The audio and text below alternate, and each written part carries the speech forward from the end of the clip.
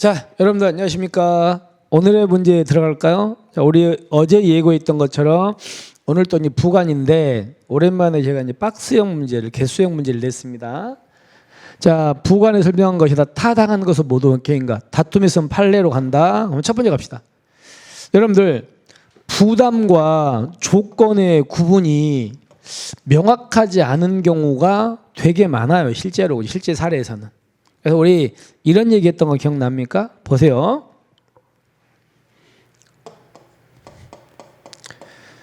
행정청 A한테 예를 들어서요, 호텔 영업 허가라는 걸 해줍니다. 자, 여기도 11월 21일 날 해줘요. 자, 허가를 해주면서 여기다가 이제 뭘 붙였냐면 이렇게 붙인 겁니다. 자, 만약에 너는 주차장을 완비할 것, 자, 이렇게 지금 딱 써놓은 거예요. 그럼 우리는 이거를요 해석을 해봐야 되거든요. 한번 해석해 볼게요. 이거를 첫 번째가 너는 주차장을 완비하면 그때부터 뭐 할 수 있다? 영업할 수 있어. 영업할 수 있다. 이렇게 해석할 수도 있죠. 그러니까 이 사람은 11월 21일 날 허가를 받았는데 허가를 받은 맨 초부터 영업한다 못한다 못하고 완비해야만 그때 영업하는 거야. 이렇게 해석할 수 있거든요. 두 번째, 반대로 너는 허가를 받은 11월 21일부터 일단 너는 영업이 가능해. 그래, 너 영업해 그냥. 대신에 영업 가능한데 너는 주차장을 완비할 의무가 있는 거야. 이렇게 해석할 수도 있고 있죠, 그죠? 그러면 이렇게 해석하는 경우하고요 밑에처럼 해석하는 경우가 좀 다르거든요. 예를 들어 볼게요. 위에처럼 갑니다. 그러면 11월 21일 날 허가를 받을 당시에 이 사람이 주차장 완비할지 말지는 우리 알아요, 몰라요? 모르네. 그러면 이거는 도래가 확실한 겁니까? 불확실합니까? 불확실이야. 불확실이니까 이거는 뭐예요? 조건이에요. 그죠? 조건 중에서도 만약에 완비하면 그때부터 영업 가능하니까 완비하면 허가 효과가 소멸합니까? 발생합니까? 발생하죠. 발생하니까 여러분들 해제 조건입니까? 정지 조건입니까? 정지 조건이 되겠지. 이렇게 하면 정지 조건이다. 기억하셨죠? 두 번째. 밑에처럼 볼까요? 너는 11월 21일부터 영업할 수 있어. 근데 완비할 의무가 있어. 그럼 이렇게 하면 이건 의무를 부과했으니까 뭐예요? 이건 부담이 되겠죠. 그래서 이렇게 이게 조건인지 부담인지가 지금 명확하다고요? 이렇게 좀 애매하다고요? 애매하거든요. 그러면 우리 이거를 조건으로 볼 것인가 부담으로 볼 것인가에 대해서 이제 결정해야 돼요. 결정해야 되는데 둘 중에 A라는 사람한테 피해가 덜 가는 거, 그러니까 A한테 유리한 건 조건입니까? 부담입니까? 얘죠. 얘는 맨 처음부터 영업 못 하잖아. 근데 얘는 맨 처음에 영업할 수 있잖아요. 그러니까 이게 A한테 훨씬 유리해. 따라서 결론 조건인지 부담인지가 애매하다면 뭘로 봐라고요? 부담으로 보는 겁니다. 그래서 보세요. 부담과 조건의 구분이 명확하지 않을 경우 조건이 당사자에게 부담보다 유리하다? 아니야. 뭐가 유리하다? 부담이 유리해. 그래서 그때는 조건이 아니고 부담으로 봐주는 거. 아시겠습니까? 확인하십시오 꼭. 그래서 잘못된 지문인 거죠. 자, 그 다음에 두 번째 지문. 이건 아까도 비슷하게 나왔는데 생각 한번 해봅시다. 행정청이 A한테 허가해 주면서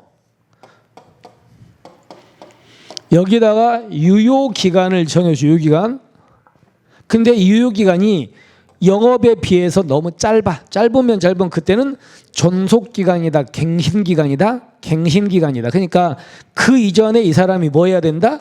신청을 하면 연장해 주는데 문제는 신청을 안 하고 기간 지나버리면 허가 효력은 자동 연장된다고요. 신청 안 하고 기간 지나면 소멸한다고.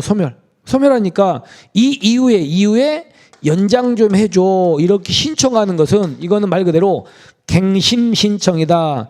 이 기간 지난 다음에 연장 신청하는 것은 새로운 허가 신청이다. 새로운 허가 신청이죠. 그러니까 이때 행정청은 허가해 줄 것인가 말 것인가를 따로 따져야 되는 거예요. 볼게요. 갱신 신청 없이 유효기간이 지나면 주된 행정행위의 효력은 상실되는 거 맞죠? 맞죠? 그 다음에 갱신 기간이 지나서 신청한 경우는 기간 연장 신청이 아니고 분명히 새로운 허가 신청 맞습니까? 맞죠. 이미 끝났으니까. 그러니까 그때는 허가 요건이 충족 여부를 여기서 새롭게 판단하는 거. 네, 맞는 지문이 되겠죠. 그 다음에 이제 세 번째를 보시면 부담은 이제 보세요. 행정청이 상대방한테 허가해 줍니다. 허가해 주면서 부담을 붙이잖아요. 그러면 행정청이 일방적으로 붙일 수도 있습니다. 근데 상대방과 미리 협의를 해요.